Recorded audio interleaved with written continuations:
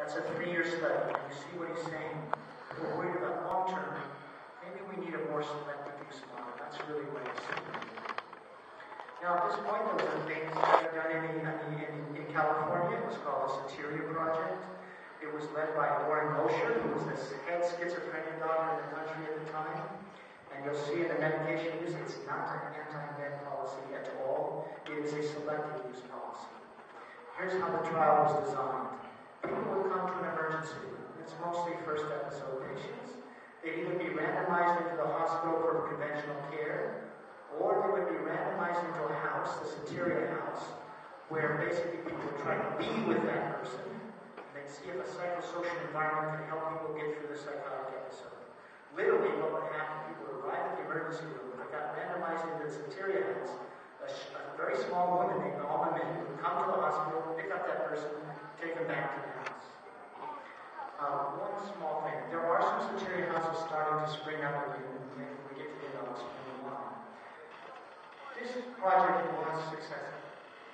I'll give you the data. But one of the reasons it was successful was because of the man, the house manager. The house manager was Boyce Hendricks. He was Jimi Hendrix's cousin. If you meet Boyce Hendricks, you'll understand why you would want him to run your house for newly psychotic patients. A very gentle man, warm man, but somehow you're in his presence, and right away, I'm telling you, when I was in his presence, I felt calm down. He's just one of these special human beings. I don't know where it comes from, but he does happen. My point here is, if you're going to run a Soteria house, and there are some starting up, you need very special. What was the medication design? People in the Soteria house, they would use benzodiazepines if necessary to restore sleep weight. It's not anti-weight, okay? However, in terms of use of antipsychotics, it went like this. If people continue to get better without going on antipsychotics, they would try to avoid use of the drugs. If not, they'd use the drugs. And then once they stabilized people on antipsychotics, they had a second moment in the protocol to see who could go off safe and who needed to be on the drugs long term. So do you see that's a selective use model? It's not an anti-drug model. Anyway, what happened?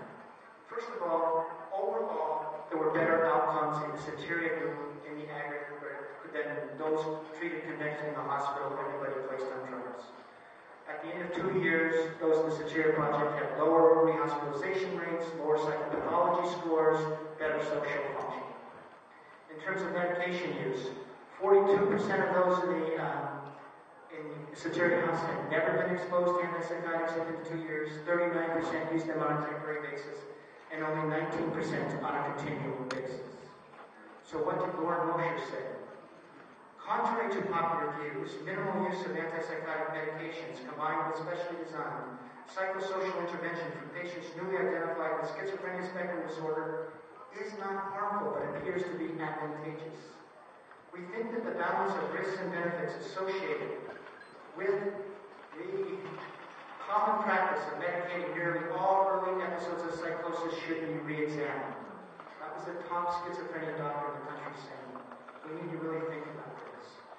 At the same time, in the 1970s, William Carpenter, who's still a main figure in schizophrenia research, ran an in-house study at the NIMH. And this NIMH study compared outcomes for a medicated group at the end of 1 year with an unmedicated group at the end of 1 year. And here's what they found. The unmedicated group had lower relapse rates at the end of 1 year, not much difference, but a little lower. More important, they were more socially engaged. Okay, at the end of 1 year. Now, Carpenter, at this point, they do 2 things. One, they asked the patients, what was it like to go through that psychotic break without being placed on meds? And by the way, just one thing you know, watch all these studies. They are creating safe spaces. Okay, this is not being released from a hospital 5 days later, not a safe space. In this case, this was basically an in-house thing. Anyway, they asked them what it was like to go through psychotic break without being put on antipsychotics. And the patient said this, it was hard. It was painful.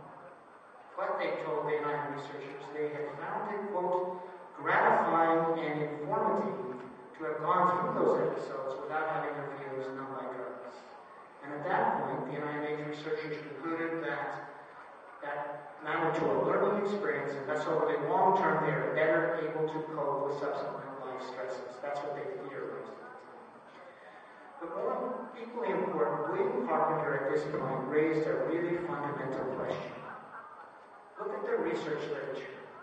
Drugs work, short term. Once you're on the meds, you come off, you relapse at a higher rate. Okay? But he says we're still seeing overall increasing chronicity.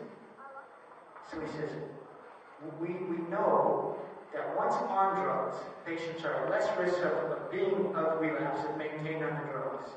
But nevertheless, we raise the possibility that the medications are increasing the biological vulnerability to psychosis over the long term. He's trying to make sense of this paradox. You see that? Why he has this different literature.